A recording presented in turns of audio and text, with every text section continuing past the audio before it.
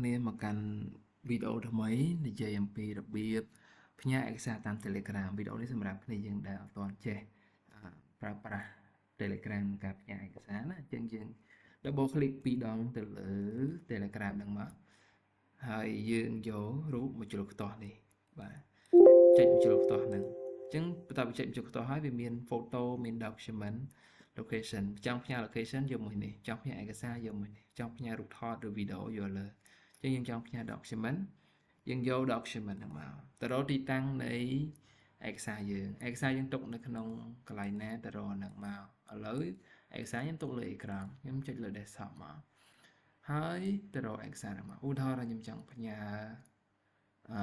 file ក្របសៀវភៅនេះមួយអញ្ចឹងចុចលើហ្នឹងហើយ open ហើយរួចចុចពាក្យថាផ្ញើទៅfile គេអាចបើកមើលបានហើយបាទគេអាចចុចបើក view មើលបានឬក៏ download ទុកហើយបើចង់ផ្ញើរូបថតនេះ photo ហ្នឹង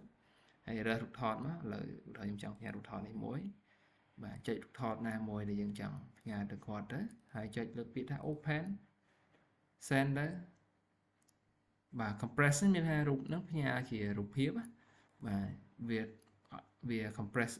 file ឲ្យតូចតែបើយើងអត់ចុច compress ទេយើងចុចបែបនេះហើយយើងអត់យក compress ទេគឺរូបហ្នឹងវាផ្ញើជា file ហើយបាទអញ្ចឹងនេះគឺរបៀបនៃការដែលយើងផ្ញើឯកសារតាម Telegram មិនថា Telegram ឬ chat WhatsApp ផ្សេងគឺយើងប្រើ